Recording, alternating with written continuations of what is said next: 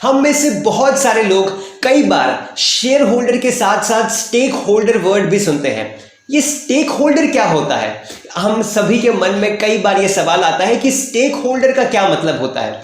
इसी के अलावा वॉश सेल अकाउंटिंग का एक ऐसा मेथड जिससे हम अपना टैक्स रिड्यूस कर सकते हैं। वॉश सेल क्या होता है? और इसी के अलावा बायोटेक और फार्मास्यूटिकल कंपनीज में क्या डिफरेंस है, ये सेक्टर एक दूसरे से कैसे अलग है, बायोटेक्नोलॉजी एंड फार्मास्यूटिकल्स, इन तीनों के बारे में आज हम इस वीडियो में विस्तार से बात करने जा रहे हैं। नमस्कार, आप सभी को मेरा तहे दिल से नमस्कार। मैं शुभम बिष्ट स्वागत करता हूं आप सभी का इस YouTube चैनल में जिसका नाम है TYSM stock info. Stake holders और शेयर होल्डर्स में बहुत ज्यादा फर्क होता है। शेयर होल्डर्स यानी कि हम सभी इन्वेस्टर्स, वो सभी रिटेल इन्वेस्टर्स जो कि किसी एक कंपनी में या किसी एक स्टॉक में इन्वेस्ट करते हैं, उनके शेयर्स को परचेज करके अपने पोर्टफोलियो में रखते हैं और इस उम्मीद के साथ कि कल को जाके उस शेयर का प्राइस इंप्रूव होगा, उस कंपनी में फाइनेंशियल ग्रोथ होगी, उस कंपनी की अच्छी ग्रोथ होगी,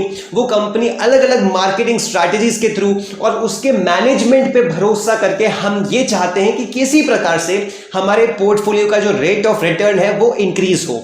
इतनी ही हमारी डिमांड होती है, शेयर होल्डर्स की इतनी ही डिमांड होती है। लेकिन स्टेक होल्डर्स जो लोग होते हैं वो सिर्फ शेयर से बेनिफिट नहीं चाहते। स्टेक होल्डर्स का जो भरोसा होता है उस कंपनी पे, जो डिपेंडेंसी होती है वो खूब ज्यादा होती है, शेयर होल्डर के कंपैरिजन में बहुत ज्यादा होती है। स्टेक होल्डर्स चाहते हैं कि उनकी कंपनी ग्रो करे, फ्यूचर एस्पेक्ट में, लॉन्ग टर्म में उनकी कंपनी में बहुत ज्यादा प्रॉफिट हो। स्टेक होल्डर्स अपनी पूरी मेहनत लगा के उस कंपनी को आगे सक्सीड करवाना चाहते हैं, उसको एक सक्सेसफुल ऑर्गेनाइजेशन में कन्वर्ट करना चाहते हैं। अब स्टेक होल्डर्स में कौन कौन लोग आते हैं, आपके मन में ये सवाल अक्सर आता होगा। स्टेक होल्डर्स, पहला कंपनी के ओनर्स, जो कंपनी के प्रमोटर हैं, जिनकी वो कंपनी है, वो स्टेक होल्डर्स हो सकते हैं। दूसरा कंपनी के रिटेलर्स, जो सप्लायर्स हैं, जो प्रोडक्ट कंपनी को सप्लाई करते हैं, वो कंपनी के स्टेक होल्डर्स हो सकते हैं। तीसरा वेंडर्स, जो कंपनी के प्रोडक्ट्स को परचेज करके आगे सेल करते हैं, वो कंपनी के स्टेक होल्डर्स हो सकते हैं। चौथा एम्प्लॉइज, कंपनी के जो एम्प्लॉइज हैं, जो लोग कंपनी में काम करते हैं, ऑफिस में बैठ के काम करते हैं, वो कंपनी के स्टेक होल्डर्स हो सकते हैं। और पांचवा कंपनी के बॉन्ड होल्डर्स।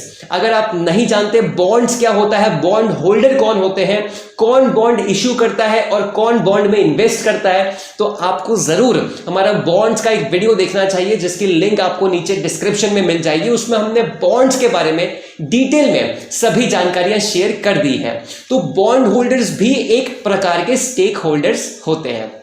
अब ये पांचों जो कैटेगरीज जो हमने अभी डिसाइड करी, जो हमने आपको बताई, ये सभी लोग सबसे ज्यादा डिपेंडेंट होते हैं कंपनी में। आप मानिए अगर कंपनी का परफॉर्मेंस अच्छा नहीं हुआ तो शेयर होल्डर जो है वो तो अपने शेयर्स बेचकर किसी और कंपनी में शेयर्स ले सकता है, उसको ज्यादा से ज्यादा एक डिफरेंस का ही लॉस होगा, उससे ज्यादा नहीं।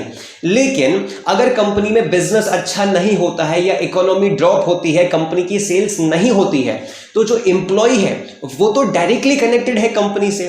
तो अगर सेल्स हुई ही नहीं, रेवेन्यू आया ही नहीं, तो एम्प्लॉय को तो सैलरी मिलेगी नहीं। तो या तो वो हाफ सैलरी पे काम करेगा या विदाउट सैलरी, या फिर उसको निकाल दिया जाएगा। तो ये लोग डायरेक्टली कनेक्टेड होते हैं। अगर सेल नहीं हुई, रेवेन्यू नहीं आया, तो प्रोडक्ट मैन्युफैक्चर नहीं हो पाएगा, सप्लायर को पैसे मिलेंगे नहीं, रेवेन्यू सप्लायर को जाएगा नहीं और वेंडर्स को प्रोडक्ट मिलेंगे नहीं। तो ऐसे लोग जो कि डायरेक्टली कनेक्टेड होते हैं फर्म के साथ, उनको स्टेक होल्डर्स कहा जाता है।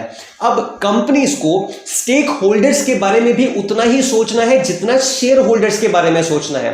इसीलिए एक टर्म CSR इंट्रोड्यूस हुआ, that is corporate social responsibility. हर एक कंपनी की एक कॉर्पोरेट सोशल रिस्पॉन्सिबिलिटी होती है। इसका क्या मतलब है? जैसे ये वर्ड बता रहा है, हर एक पब्लिक एम्प्लॉय, जो हर एक पब्लिक होती है, हम जैसी ऑडियंस होती है, हम सभी भी एक तरीके से पैसिव स्टेक होल्डर्स होते हैं कंपनी के। कैसे? ये एक सोचने वाला क्वेश्चन है। मान के चलिए कोई एक टेलीकम्युनिकेशन इंडस्ट्री में कोई कंपनी है जिसको एक टावर लगवाना है। अब वो टावर जिस जगह पे लग रहा है, जिससे अगर ये टावर लगता है तो कंपनी में बहुत ग्रोथ आ सकती है, कंपनी को न्यू प्रोजेक्ट्स मिल सकते हैं और शेयर होल्डर्स को एट द एंड शेयर का प्राइस इंप्रूव होगा, क्योंकि सप्लाई डिमांड इंक्रीज होगी तो सप्लाई इंक्रीज होगा, जिसकी वजह से शेयर होल्डर का फायदा होगा। लेकिन इस केस में जहां पर टावर लग रहा है उस सोसाइटी वाले लोगों को बहुत ही ज्यादा दिक्कत झेलने को मिलेगी। वहां पर जो ओल्ड एज वाले लोग रहते हैं, वहां पर जितनी भी फैमिलीज के घर हैं वो सब हटाने पड़ेंगे। तो यहां पर कंपनी अगर सिर्फ शेयर होल्डर का ना सोच के उस पब्लिक का भी सोचे, उस स्टेक होल्डर्स का भी सोचे, एक सोशल रिस्पॉन्सिबिलिटी कर कंपनी लेती है, सोशल वेलफेयर के बारे में सोचती है और तब एक अच्छा डिसीजन लेती है, तो ये CSR जो टर्म है ये इसीलिए इंट्रोड्यूस हुआ कि हर एक कंपनी को ना कि सिर्फ अपने शेयर होल्डर्स की रिस्पॉन्सिबिलिटी, शेयर होल्डर की अकाउंटेबिलिटी लेनी है, लेकिन अपने सभी स्टेक होल्डर्स की भी अकाउंटेबिलिटी, अपनी जिम्मेदारियां को लेके चलना है, सभी के बारे में सोचना है। इसलिए ये कॉर्पोरेट सोशल रिस्पॉन्सिबिलिटी का जो टर्म है ये इंट्रोड्यूस किया गया। चलिए अब बात करते हैं आज के हमारे दूसरे टर्म की, जिसका नाम है वॉश सेल्स। वॉश सेल क्या होता है? बहुत सारे केसेस में और यूजुअली शुरुआती दिनों में हम सभी को लॉस तो झेलना पड़ता ही है जब हम सीखते हैं। अब वॉश सेल वो कंसेप्ट है टैक्स का, टैक्स बचाने का वो कंसेप्ट है जिसमें, जैसे मान लीजिए यूएस में अभी वॉश सेल जब इंट्रोड्यूस हुआ था, ये जो टर्म इंट्रोड्यूस हुआ था, इसको क्यों यूज किया था? वो सभी इन्वेस्टर्स जो अलग अलग सिक्योरिटीज में इन्वेस्ट करते हैं, अगर उनको किसी सिक्योरिटी में लॉस होता है तो वो इस लॉस अमाउंट को क्लेम कर सकते हैं legally on the tax deduction, जिससे उनका टैक्स रिड्यूस हो पाए, क्योंकि उनकी अर्निंग्स में एक लॉस आया है, क्योंकि एक सिक्योरिटी की वजह से उनकी अर्निंग्स में लॉस आया है, तो इस लॉस को वो लीगली क्लेम कर सकते हैं to reduce their overall tax. ये होता है वॉश सेल्स। अब इसका इन्वेस्टर्स ने एक थोड़ा सा गलत फायदा उठाना शुरू कर दिया। 3 स्टेप्स में मैं आपको समझाऊंगा किस प्रकार से। पहला स्टेप, जैसे ही फाइनेंशियल ईयर एंड होने वाला होता है तो इन्वेस्टर चेक करते हैं कि कौन सा सिक्योरिटी है जिसमें उन्हें लॉस ज्यादा हो रहा है। अब वो क्या करते हैं, उस लॉस वाली सिक्योरिटी को सेल ऑफ कर देते हैं, उस पोजीशन से हट जाते हैं, जिससे उनको एक लॉस झेलना पड़ता है। अब ये जो लॉस का अमाउंट है इसको वो लीगली क्लेम कर देते हैं ऑन द टैक्स डिडक्शंस, जिससे उनको टैक्स कम लगे। और थर्ड स्टेप कि जब ये टैक्स पूरा हो जाता है और नया फाइनेंशियल ईयर शुरू होता है तो उस टाइम पे वो सिक्योरिटीज को रीपरचेज कर लेते हैं एट द लोअर प्राइस। तो इससे उनका जो टैक्स बचना था वो भी बच गया और प्लस जो उनको लॉस होना था उस लॉस से भी उनको फायदा हो गया। लेकिन यहां पर गवर्नमेंट का नुकसान हो गया, क्योंकि गवर्नमेंट को टैक्स नहीं मिला। तो यहां पर जहां विन विन सिचुएशन होनी थी वहां पर गवर्नमेंट हार गई, लेकिन इन्वेस्टर जीत गया। अब इस चक्कर में इसका एक सॉल्यूशन गवर्नमेंट ने निकाला कि आप अगर कोई भी सिक्योरिटी को या एक जैसी मिलती जुलती सिक्योरिटी को आप सेल करते हो तो 30 दिनों के अंदर आप उसको रिपर्चेज नहीं कर सकते। अगर आप करते हो तो उस अमाउंट पे, जो अमाउंट आपको लॉस हुआ है, उस पे आप लीगली टैक्स क्लेम नहीं कर पाओगे। तो इस रूल के बाद जाकर ये सभी चीजें स्टेबलाइज हो पाई, जिससे लीगल तरीके से जो रूल बनाया गया था वो अपनी तरीके से काम करना शुरू किया। अब ये होता है वॉश सेल्स। वॉश सेल्स को बेड एंड ब्रेकफास्ट भी कहा जाता है यूके में, यूएस में इसको वॉश सेल्स कहा जाता है। अब आप समझ गए वॉश सेल्स क्या होता है, कब इन्वेस्टर्स वॉश सेल्स जैसे कंसेप्ट को यूज करते हैं। हमने समझ लिया वॉश सेल्स, इसी के अलावा हमने बात करी स्टेक होल्डर्स और शेयर होल्डर्स की। अब हम समझेंगे कि बायोटेक और फार्मास्यूटिकल सेक्टर में क्या डिफरेंस होता है। बहुत मजेदार टॉपिक है, बहुत अच्छा टॉपिक है। बायोटेक और फार्मास्यूटिकल्स अब इतने एक्सपैंड हो गए हैं, एक अंदर में ही इतने एक्सपैंड हो चुके हैं कि इनको एक सेक्टर घोषित कर दिया गया है। बायोटेक सेक्टर के अंदर बहुत कंपनीज आती है, फार्मास्यूटिकल सेक्टर के अंदर बहुत कंपनीज आती हैं। सबसे पहले हम बात करेंगे सिमिलैरिटीज की। दोनों ही सेक्टर्स जो है वो मेडिसिन प्रिपेयर करती हैं, लेकिन सिर्फ मेडिसिन नहीं, अलग अलग प्रोडक्ट्स को प्रोड्यूस करती है, मैन्युफैक्चरिंग करती है, रिसर्च एंड डेवलपमेंट करती है। लेकिन आप कोरिलेटिव्स में मान लीजिए कि सिमिलैरिटी है, दोनों मेडिसिन प्रिपेयर करती हैं। अब दोनों ही मेडिसिन बनाती हैं तो एक दूसरे से अलग कैसे हैं? दोनों के मेडिसिन बनाने के तरीकों से वो अलग है। जहां बायोटेक लिविंग ऑर्गेनिजम्स को एक्सट्रैक्ट करके मेडिसिन बनाती है, उसको मैनिपुलेट करके मेडिसिन बनाती है। वहीं फार्मास्यूटिकल कंपनीज जो होती हैं वो सिंथेटिक और केमिकल प्रोसेस से अपनी मेडिसिन को प्रिपेयर करती हैं। आप मान लीजिए aspirin as a example of pharmaceutical companies. Biotech company के जो ड्रग्स प्रिपेयर होते हैं उनको बनने में सालों लग जाते हैं, डेकेड लग जाते हैं। मान के चलिए 10 से 15 साल लगते हैं उनके रिसर्च एंड डेवलपमेंट को फिनिश होने में, और उसके बाद एंड रिजल्ट एफडीए से अप्रूव करवाने में। तो बायोटेक की जो ड्रग्स बनते हैं वो यूजुअली ऐसे बीमारियों के लिए बनते हैं जिसका कोई आज तक सॉल्यूशन नहीं निकाला गया। अब स्पेशली एक एक के बारे में बात करते हैं। सबसे पहले बात करते हैं बायोटेक इंडस्ट्री के बारे में। बायोटेक इंडस्ट्री एक ऐसी इंडस्ट्री है जिसने beer, alcohol, laundry detergents, gene cloning, biofuels जैसे कि इथेनॉल जैसी चीजों को अभी तक मैन्युफैक्चर किया है, जिसने ऐसी खोज की है। अब बायोटेक की जो भी खोज होती है उसमें बहुत ज्यादा अपफ्रंट कॉस्ट लगता है। मान के चलिए मिलियंस ऑफ डॉलर्स, लाखों करोड़ों रुपए उस पर इन्वेस्ट शुरुआत में करने पड़ते हैं, तब जाकर इतनी रिसर्च होती है, आरएनडी होती है, पीएचडीज, जो पीएचडी होल्डर साइंटिस्ट होते हैं वो बहुत रिसर्च करते हैं, तब जाके कोई एक एंड रिजल्ट प्रोड्यूस होता है। अब इतने ड्यूरेशन में बीच में आपके पास कोई भी प्रोडक्ट नहीं है, उनके पास मिडिल स्टेजेस में या कोई बीच में कोई ऐसा स्टेज जहां पे कोई दूसरा ड्रग उन्होंने मैन्युफैक्चर करके मार्केट में सेल करना शुरू कर दिया, ऐसा नहीं होता। बायोटेक कंपनीज जब तक अपनी रिसर्च खत्म करके एंड प्रोडक्ट नहीं बना लेती तब तक उनका कोई रिजल्ट दिखाने लायक नहीं होता। तब जाके जब उनका एक एंड रिजल्ट रेडी होता है, अलग अलग प्रोसेस से होते हुए निकलता है, अलग अलग टेस्टिंग्स होती हैं, तब जाके एफडीए को दिया जाता है, और एफडीए से कोई प्रोडक्ट अप्रूव या फिर रिजेक्ट होने में कम से कम 5 या 8 साल का ड्यूरेशन लगता है, और उसके बाद जाके वो फार्मासिस्ट की दुकान तक पहुंचता है, अगर फार्मासिस्ट उसको एक्सेप्ट करते हैं तो ये होता है पूरा एक लंबा प्रोसेस, एक पूरी साइकिल जिसमें बायोटेक इंडस्ट्री अपने प्रोडक्ट्स को, अपने ड्रग्स को मैन्युफैक्चर करती है।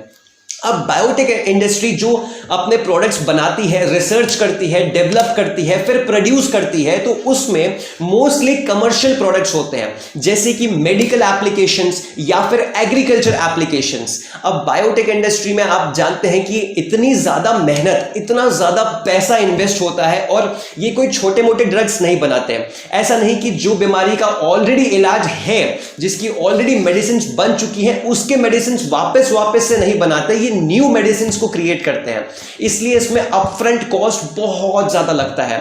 अब कोई भी छोटी कंपनी है, कोई भी स्टार्टअप तौर की कंपनी है जिसको कुछ फंडिंग मिली है और वो एक थोड़ी सी फंडिंग में डिपेंड होकर कुछ रिसर्च कर रहे हैं, तो उसमें इन्वेस्ट करना यानी कि बहुत ज्यादा रिस्क, क्योंकि इन्वेस्टर्स भी इन्हीं के एंड रिजल्ट पे फोकस्ड रहते हैं। अगर एंड रिजल्ट में अप्रूवल आया यानी कि बहुत पैसा, क्योंकि बायोटेक सेक्टर में आपको 12 साल का पेटेंट मिलता है, और वहीं फार्मास्यूटिकल सेक्टर में आपको सिर्फ 5 साल का पेटेंट मिलता है। पेटेंट वो राइट होता है जिसमें आप, जिस कंपनी ने उस ड्रग को मैन्युफैक्चर किया है और उस ड्रग को वो डिस्ट्रीब्यूट करेंगे, सिर्फ उसी कंपनी के पास वो राइट है, और कोई दूसरी कंपनी उसको कॉपी करके उसके फॉर्मुलेशन से कोई छेड़छाड़ करके अपने ड्रग को मैन्युफैक्चर नहीं कर सकते। तो आप मानिए कोई एक ऐसी बीमारी जिसका सॉल्यूशन, जिसकी मेडिसिन आज तक नहीं बनी, और ऐसा ड्रग प्रिपेयर हो गया जिसको सिर्फ एक ही कंपनी अगले 12 साल तक बेचेगी और पूरी दुनिया में बेचेगी, तो आप समझ सकते हैं कि कितना ज्यादा प्रॉफिट हो सकता है।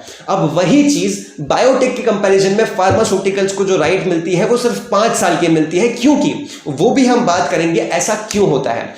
तो जो स्मॉल सेक्टर्स होते हैं वो 1-2 रिजेक्शंस को झेल नहीं पाते, क्योंकि इतना इन्वेस्टमेंट करने के बाद उनके पास बैकअप फंड्स नहीं बचते, तो ये एक हाई रिस्क हाई रिवॉर्ड वाली कंडीशन बन जाती है। लेकिन मोस्ट ऑफ द केसेस में आप मान के चलिए 80-90% केसेस में पहले से ही ये कॉशन रहता है, और सभी इन्वेस्टर्स जो बायोटेक कंपनीज में इन्वेस्ट करते हैं, शुरुआती स्टार्टअप कंपनीज में, उन्हें पता होना चाहिए कि मोस्ट ऑफ द केसेस में आप अगर एक पुअर डिसीजन लेते हो, एक पुअर बायोटेक कंपनी को चूज करते हो इन्वेस्टमेंट डिसीजन के लिए, तो आपका ज्यादातर पैसा आप खो बैठ सकते हो, ये आपको पता होना चाहिए।